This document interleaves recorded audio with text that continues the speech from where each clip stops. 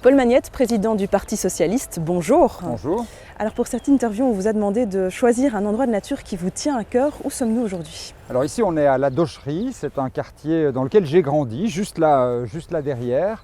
Et Sauterry, j'y ai énormément joué quand j'étais enfant. J'aime beaucoup cet endroit parce que je trouve qu'il est aussi révélateur de la manière dont la nature a une formidable capacité de se régénérer. Quand j'étais enfant, ici, c'était pratiquement tout noir. On a peine à l'imaginer, mais bon, c'est un terri, donc c'est d'abord et avant tout des déchets de charbon. C'était tout noir, il n'y avait pratiquement rien qui poussait. Et puis maintenant, c'est vraiment devenu des endroits extrêmement verts, des endroits dans lesquels la biodiversité naturellement se réinstalle. Et donc ça montre que la présence, le renforcement de la présence de la nature, ça prend des formes différentes, parfois les plus improbables, mais c'est aussi des lieux auxquels les Carollos sont vraiment très attachés, parce que c'est à la fois des grands espaces naturels, et puis en même temps, c'est des éléments de notre histoire. Que signifie la nature pour vous? La nature, c'est le grand tout. Il n'y a pas d'un côté les humains, d'un autre côté la nature, mais il y a ce grand tout dont les humains font partie. Comment repenser le rapport entre les humains et la nature, parce que cette vision qu'on appelle souvent dualiste, qui vient de Descartes, l'idée que l'homme peut se faire comme maître et possesseur de la nature et l'exploiter uniquement pour son bien-être matériel. C'est une conception qui n'est pas très vieille et c'est une conception très occidentale, très européenne. Il y a bien beaucoup d'autres visions de la nature. Alors vous évoquez l'utilisation de la nature. Souvent on remarque que les solutions qui sont fondées sur la nature, elles sont moins coûteuses, elles apportent aussi beaucoup de choses pour la société. Pourquoi est-ce qu'on ne favorise pas systématiquement ces solutions qui sont fondées sur la nature ?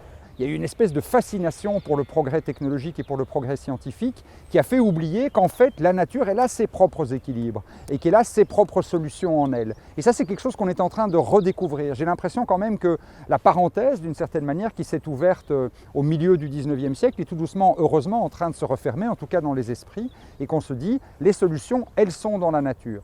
C'est parce que nous avons perturbé les équilibres de la nature qu'on est obligé de recourir à des engrais, à des pesticides. Quand on retrouve ces équilibres, on travaille non plus contre la nature, mais avec elle, mais aussi avec toute l'intelligence humaine. Aujourd'hui, cette nature, elle est en mauvais état. 95% de la nature en Belgique est en mauvais état de conservation écologique. Comment est-ce que votre parti compte remédier à cela ?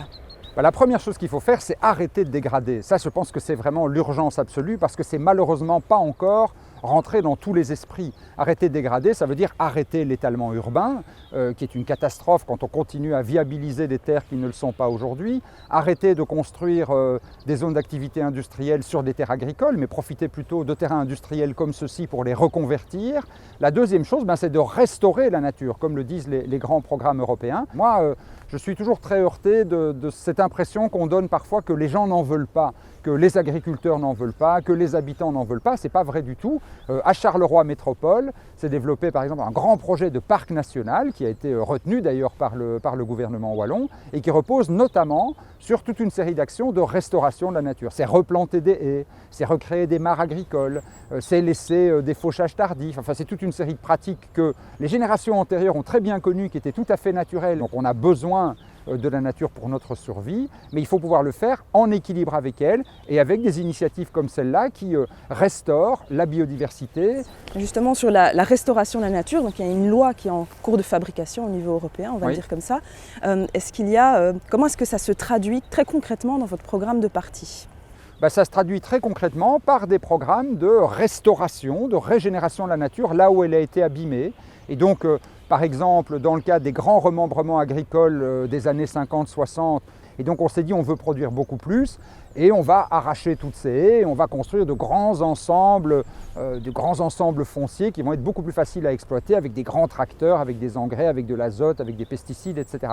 Mais on s'aperçoit aujourd'hui que ça produit énormément de conséquences négatives, non seulement une perte de biodiversité absolument dramatique, une destruction du vivant dans les populations d'insectes, dans les populations d'oiseaux par exemple, que ça produit aussi des phénomènes d'inondation catastrophiques. Quand il n'y a plus de haies, quand on a ces grands champs qui sont lessivés par les grandes pluies, on a ces écoulements de boue, on a ces inondations qu'on a vues notamment dans le Brabant wallon ou dans la province du Luxembourg. Et donc le fait de remorceler d'une certaine manière, le fait de replanter des arbres dans une logique d'agroforesterie, le fait de replanter des haies, le fait de faire ressortir les rivières qu'on avait très souvent canalisées pour simplifier les choses et de permettre qu'elles accueillent une nouvelle biodiversité, tout ça, ça contribue à cette restauration de la nature. La restauration de la nature, elle est indispensable pour nous les humains, comme vous l'avez expliqué, pour plusieurs raisons. Cependant, aujourd'hui, le débat, il a tendance à opposer les crises sociales et de nature. Notamment, on le voit avec la crise de l'agriculture en ce moment. Comment est-ce qu'on sort de ce débat ? Moi, je n'ai jamais pensé qu'il fallait opposer les crises sociales et les crises écologiques ou la question naturelle et de la biodiversité. Au contraire, les premières victimes de la pollution, ce sont les gens qui vivent dans les plus grandes difficultés sociales. C'est dans les milieux populaires qu'on a le plus subi les dégradations environnementales et la perte de biodiversité. Et à l'inverse, c'est les milieux populaires qui sont les premiers à gagner quand on restaure la nature. Mais quand on vit dans des logements sociaux, s'il n'y a pas cette intervention publique pour recréer des espaces naturels, pour replanter des arbres, pour déminéraliser des cours d'école et y remettre des potagers, des arbres, des vergers, etc. S'il n'y a pas cette intervention publique, c'est les milieux populaires qui vont le plus se trouver privés de ce contact avec la nature. Il y a de plus en plus de preuves que ce qui est bon pour l'humain est bon pour la planète et vice-versa. Aujourd'hui, même les médecins généralistes s'inquiètent de la perte de biodiversité. Alors ne faut-il pas investir dans la nature pour protéger la santé des Belges ? Oui, l'Organisation mondiale de la santé l'a bien montré dans de nombreux rapports. Plus on est en contact avec la nature et plus la santé s'améliore. Donc ça, c'est évidemment une condition absolument fondamentale. C'est la question de l'alimentation qui est extrêmement importante. Une alimentation naturelle, évidemment, on l'ingère tous les jours et donc ça a des conséquences très très importantes sur notre santé. C'est la question de la qualité de l'air. C'est des centaines de milliers de personnes qui meurent de manière précoce en Europe chaque année à cause de la pollution de l'air. Donc ça reste vraiment une question essentielle liée à l'activité industrielle ou liée aux voitures thermiques par exemple. Et puis c'est aussi purement et simplement, là ça a été montré par des études vraiment très intéressantes de l'OMS, c'est ce contact au quotidien avec la nature fait du bien au moral et en faisant du bien au moral fait du bien à la santé. C'est aussi important pour lutter contre les canicules. On sait que quand on plante, on a rénové des places dans le centre-ville de Charleroi, tout près d'ici. On a mis plus de 400 arbres sur un périmètre très étroit sur le centre-ville. Ils sont encore petits aujourd'hui, mais quand ils auront poussé, ce seront de vrais îlots de fraîcheur dans des zones urbaines qui sont très très minéralisées aujourd'hui. Et donc ça permet aussi de lutter contre les canicules en été, de baisser la température réelle et la température ressentie. Et comment on fait ça en pratique quand on a parfois dans certaines villes comme Bruxelles une crise du logement, une nécessité de loger les gens. Parfois certains projets de nature ils peuvent être mis à mal parce qu'on a besoin de place. Comment est-ce qu'on conjugue les deux ? Moi, je pense que c'est une erreur de se dire qu'il faut choisir entre la nature et le logement. Et autant c'est vrai qu'on a besoin d'avoir de vrais sanctuaires naturels à certains endroits, bien entendu, et donc de pouvoir les préserver totalement, autant il est parfaitement possible dans beaucoup d'endroits d'avoir et du logement et une présence naturelle beaucoup plus forte. Je ne voudrais pas qu'à Bruxelles, demain, on ait des quartiers hyper minéralisés qui sont les quartiers populaires où il n'y a presque pas de nature parce qu'on va encore densifier le logement dans ces quartiers, tout en disant dans d'autres, dans le sud-est de Bruxelles, là c'est naturel et donc on ne peut absolument rien faire. La dernière législature a été marquée par de terribles inondations. En 2021, près de 40 personnes ont perdu la vie. Alors ce type d'événements climatiques extrêmes comme des inondations, des vagues de sécheresse, de chaleur, elles vont se produire de façon plus intense et plus fréquente à l'avenir. Comment est-ce que votre parti compte protéger les Belges de ces situations extrêmes ? Alors les inondations, ça a évidemment été une tragédie en Wallonie et ça a aussi été un fameux coup de semonce, c'est-à-dire c'est vraiment une réaction politique forte qui est attendue à partir de ça en se disant les dérèglements climatiques, ils sont déjà là. Il ne s'agit plus seulement d'anticiper les dérèglements climatiques et d'éviter l'augmentation des températures moyennes et l'ensemble des dérèglements qu'on connaît ici, il s'agit aussi de déjà s'adapter. Quand on voit les vieux tableaux du XVIIe siècle, on voit ces rivières qui occupent des pâtures pendant les périodes de crue et puis qui ensuite se refluent dans le lit de la rivière. Évidemment, si on a canalisé tout ça pour construire tout autour, on a volé son lit à la rivière en quelque sorte. Et elle va toujours d'une manière ou d'une autre essayer de le récupérer. Et donc avoir ces zones d'expansion, redégager des espaces naturels pour que quand les rivières sont en crue, elles puissent s'étendre, travailler en amont à recréer des haies, à recréer aussi des parcours pour l'eau, et bien quand il y a des pluies abondantes, elles trouvent leur chemin. Alors, restaurer la nature, ça demande de la volonté politique puisqu'il faut implémenter cette restauration. Ça a un coût également, mais au WWF, on a calculé qu'il était réellement dérisoire par rapport aux subventions aux combustibles fossiles que le gouvernement dépense chaque année, 13 milliards d'euros. Il faudrait seulement 5% de cette somme pour restaurer la nature comme il se doit. Pourquoi on ne le fait pas ? Alors d'abord, chaque euro investi dans la restauration de la nature a un effet extrêmement positif sur l'ensemble de notre économie. Moi, je n'ai pas envie d'y mettre un raisonnement monétaire, mais enfin, pour ceux qui veulent le raisonnement monétaire, chaque euro investi va générer entre 10 et certains disent plus de 30 euros de retombées positives. Donc ce sont de très bons investissements à moyen, à long terme, et il faut absolument les faire. Le démantèlement des subsides fossiles, c'est quelque chose qu'il faut faire aussi, mais enfin, il faut aussi ne pas perdre de vue les conséquences sociales que ça a. Donc oui, il faut démanteler les subsides fossiles, mais il faut le faire avec un souci de justice sociale. C'est-à-dire qu'il faut toujours, en parallèle, assurer qu'il y ait une offre de transport en commun suffisante, qu'il y ait une offre de véhicules électriques, voire de tracteurs électriques pour les agriculteurs qui soit suffisante et qui soit accessible. Sinon, vous allez naturellement provoquer une crise sociale et vous allez nourrir ce sentiment faux, à mon sens, mais qui néanmoins vit qu'il y a une opposition entre le social et l'environnement. Non, il n'y a pas une opposition entre le social et l'environnement. Tout dépend de la manière dont on le fait et on peut parfaitement le faire d'une manière qui soit socialement juste et c'est comme ça qu'il faut le faire. On est sorti du dernier sommet sur le climat avec une conclusion. On doit progressivement cesser d'utiliser le gaz, le pétrole, le charbon. Comment est-ce qu'on sort de cette dépendance aux énergies fossiles ?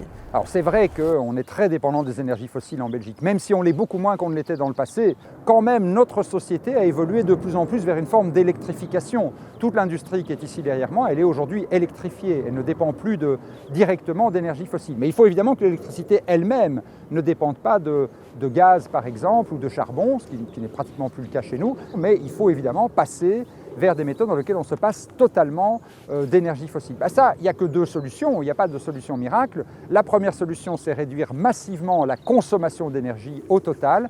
Moi, je cite toujours cet exemple d'une équipe internationale de chercheurs qui a démontré que si on généralisait les technologies déjà existantes, les plus économes en énergie, donc sans rien inventer, uniquement prendre toutes les technologies les plus performantes en termes d'efficacité énergétique et les généraliser, eh bien on réduirait déjà notre consommation d'énergie des 2/3, de 70%. Et donc ça, c'est évidemment la priorité numéro 1. La meilleure énergie, c'est celle qu'on ne consomme pas, comme dit le slogan bien connu. Donc il faut continuer à isoler les bâtiments, il faut continuer à densifier l'habitat et à faire en sorte qu'on trouve autour de chez soi toutes les fonctions dont on a besoin au quotidien pour éviter de devoir accomplir des tas de kilomètres totalement inutiles. Ça, c'est vraiment les pistes majeures et continuer la transition que les industries ont entamée depuis plusieurs décennies. Et à côté de ça, oui, il faut aller vers l'énergie renouvelable. Donc il faut continuer à développer les énergies renouvelables. La Belgique ne sera jamais 100% autonome en matière d'énergie renouvelable parce qu'on a un petit territoire, on a seulement 60 km de côte, on n'a pas énormément de soleil, on n'a pas de montagnes, on n'a pas de grands lacs, on n'a pas d'immenses fleuves. Donc on a assez peu, il faut bien le reconnaître, de ressources pour arriver à 100% de renouvelables, mais à l'échelle de l'Union européenne et plus encore dans un projet de collaboration entre l'Europe et l'autre rive de la Méditerranée, on peut parfaitement penser, j'avais lancé des études quand j'étais ministre de l'énergie qui l'avaient montré, on peut parfaitement avoir 100% de renouvelables à l'échelle d'une génération sur le continent européen et en lien avec le soleil d'Afrique du Nord par exemple, la mer du Nord, les grands parcs éoliens connectés en mer du Nord. Tout ça peut nous permettre de devenir un jour totalement autonome par rapport aux énergies fossiles et même par rapport au nucléaire. Ce sont des choses qui prennent du temps, évidemment, de mettre en place ces mesures-là, qui sont des mesures long terme par rapport au relatif court terme d'une législature. Comment on fait pour mettre ça en place C'est pas si long. Je pense qu'on est sur l'échelle d'une génération, c'est-à-dire de 5 législatures. Et je pense que ce qui est vraiment important, c'est de se donner cette perspective de long terme. C'est de se dire, la neutralité carbone, il faut qu'on l'ait atteinte en 2050. Il faut donc qu'en 2030, on ait déjà réduit massivement nos consommations d'énergie fossile, nos émissions de gaz à effet de serre, nos consommations de matières premières aussi, qu'on ait arrêté de viabiliser des sols qui ne le sont pas déjà, qu'on ait restauré la nature, qu'on se donne tous ces objectifs au-delà de l'échéance d'une législature. Donc on a un moment charnière où on doit changer notre façon de faire. Notre système de production, de consommation, il se heurte aux limites de notre planète. Le climat se dérègle, la biodiversité est en danger. Pour cette prochaine législature, comptez-vous faire les choses avec la nature? Oui, il faut vraiment travailler avec la nature. Ça, c'est la grande leçon, je pense, des dernières décennies. On a voulu travailler contre la nature et on voit toutes les conséquences absolument désastreuses que ça a produit aujourd'hui. La nature, elle est d'une intelligence extraordinaire, elle est d'une résilience, pour utiliser un terme à la mode, extraordinaire aussi. Elle a énormément de choses à nous apprendre.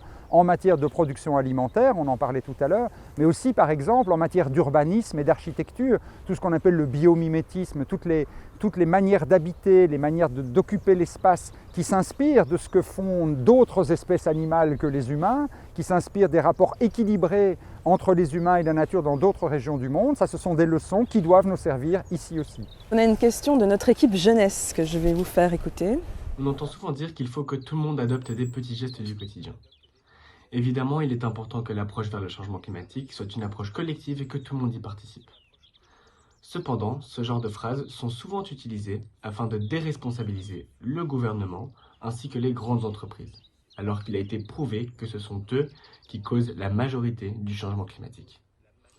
C'est pourquoi j'aimerais savoir concrètement quelles mesures vous seriez prêt à imposer aux entreprises à grande empreinte carbone afin de les responsabiliser. Voilà, moi je suis très heureux de la question parce que je partage tout à fait le constat. Bien sûr, les petits gestes, c'est important. Les petits gestes, c'est très important parce que c'est une prise de conscience que chacun fait par soi-même et parce que c'est une évolution culturelle. Si soi-même on réfléchit, est-ce que vraiment j'ai besoin de prendre ma voiture? Est-ce que vraiment je vais manger ce steak de bœuf? Est-ce que vraiment je vais m'acheter des nouvelles fringues, etc. Si on se pose ces questions-là, ça contribue quand même, quoi qu'on en dise, aussi à la transition. Mais par contre, le jeune homme a tout à fait raison de dire qu'on ne peut pas attendre la transition uniquement de ces petits gestes. On a toujours besoin des deux et on a besoin à côté d'une vraie action collective et on a besoin de contraintes. Moi, je crois beaucoup dans l'instrument des normes pour faire évoluer nos modes de production et nos modes de consommation. Il ne faut pas y aller à la hache et créer des désastres industriels ou des désastres sociaux. Mais si on dit au secteur, voilà, les moteurs thermiques, c'est fini en telle année, les emballages plastiques, c'est fini en telle année, l'utilisation de telle ou telle substance, c'est fini en telle année, eh bien les secteurs, ils s'adaptent, que ce soit l'autorité publique ou que ce soit les entreprises, elles savent qu'elles ont un délai et qu'elles doivent s'adapter d'ici là. Et à ça, il faut ajouter pour moi une lutte acharnée contre l'obsolescence programmée. Ça, c'est vraiment un désastre de voir qu'aujourd'hui encore, beaucoup de producteurs de biens d'équipement peuvent produire des téléphones, des télévisions et beaucoup d'autres choses sans pièces de rechange, en ayant eux-mêmes programmé la mort annoncée de leur machine. Il faut que tous les produits soient réparables et il faut que toutes les pièces de rechange soient disponibles pour qu'on sorte vraiment de cette société du jetable et qu'on rentre au contraire dans une société du durable et du circulaire. Paul Magnette, merci. Merci à vous.